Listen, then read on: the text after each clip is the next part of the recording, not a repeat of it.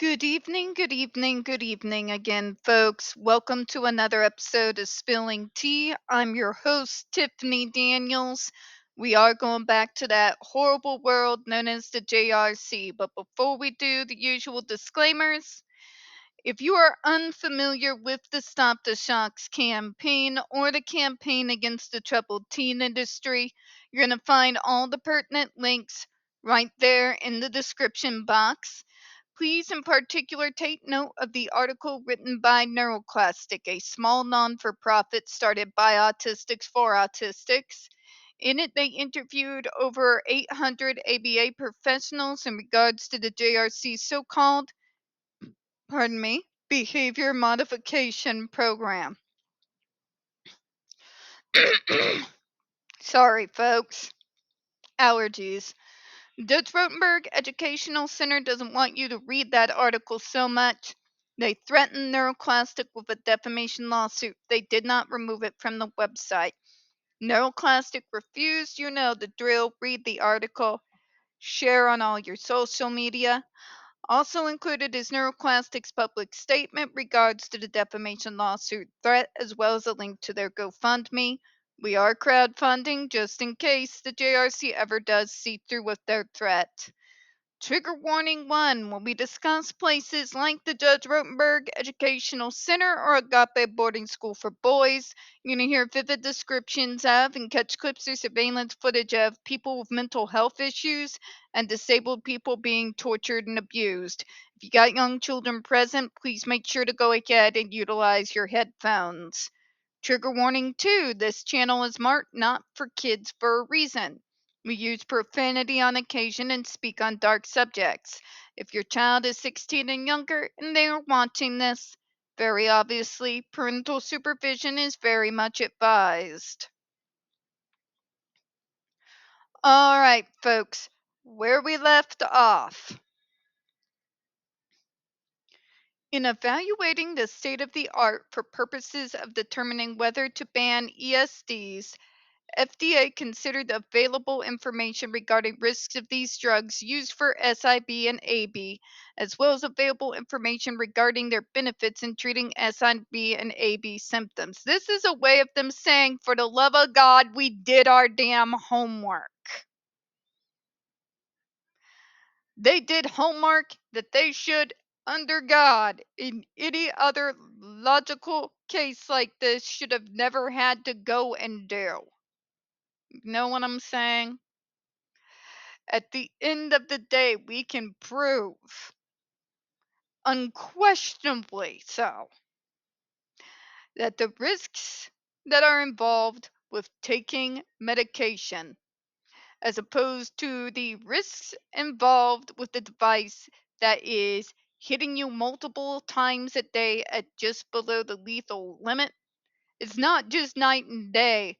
That's oranges and a semi truck going down I-44. It's that nonsensical. The most dangerous of the risks that these drugs tend to pose to individuals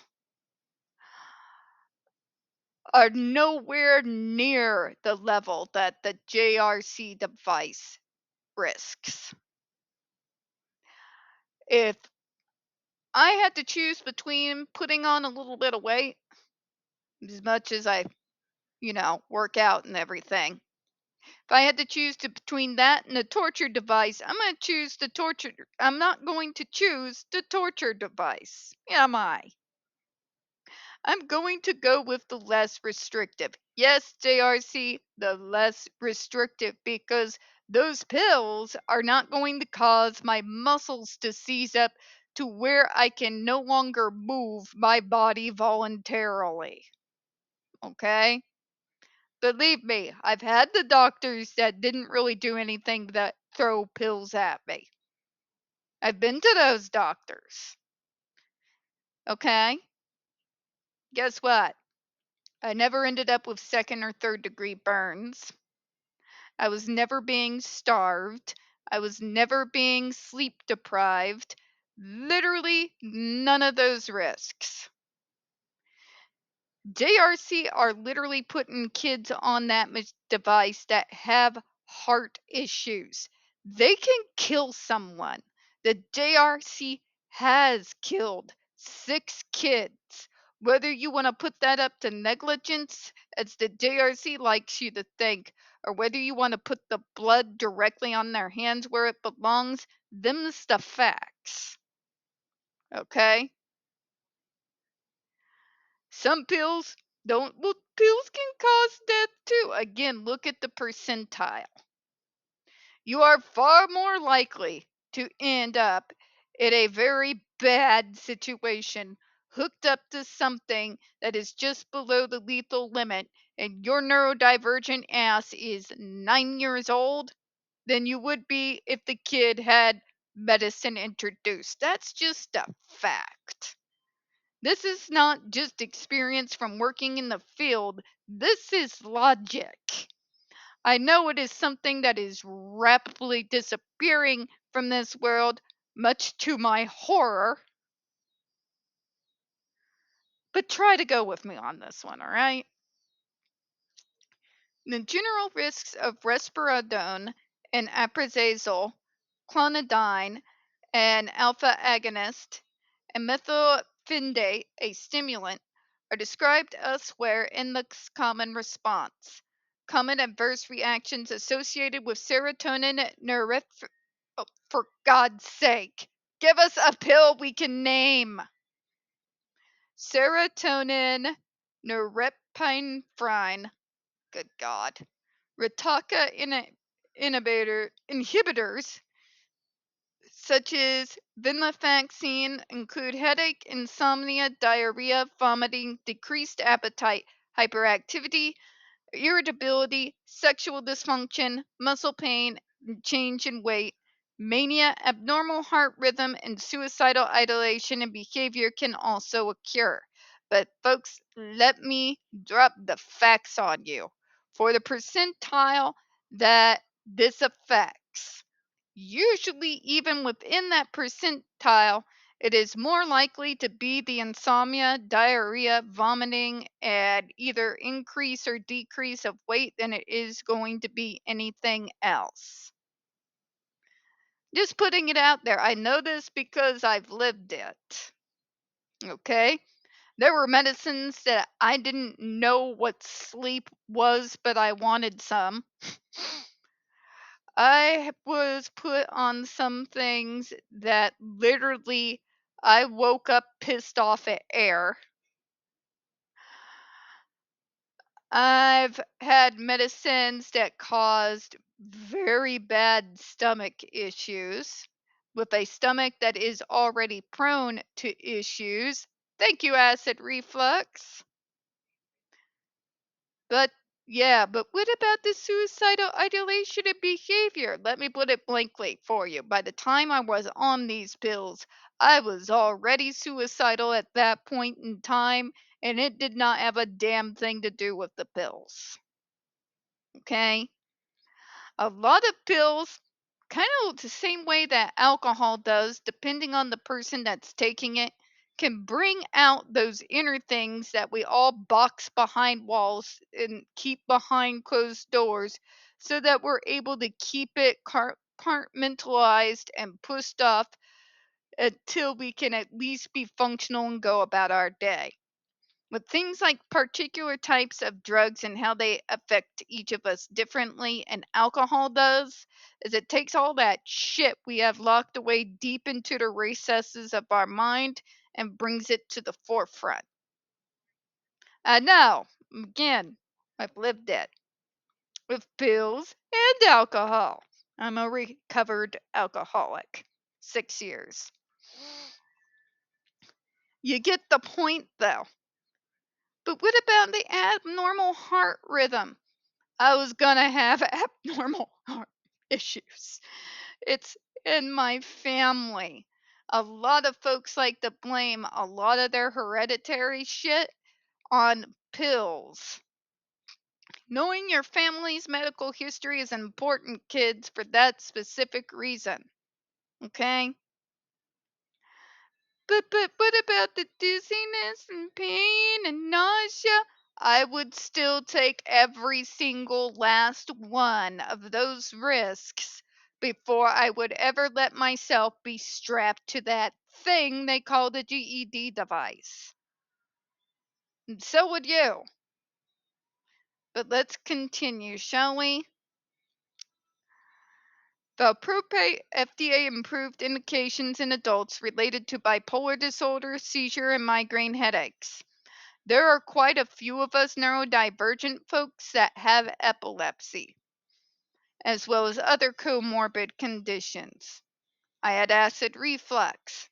Now, ask me how fun it is to get into a circle of anxiety that directly affects and makes really bad acid reflux. Because it's not fun, folks, and has led to many a sleepless night. Thank God for antacids.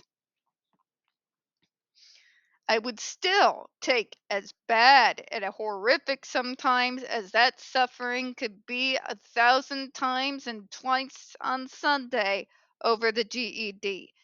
That should tell you something.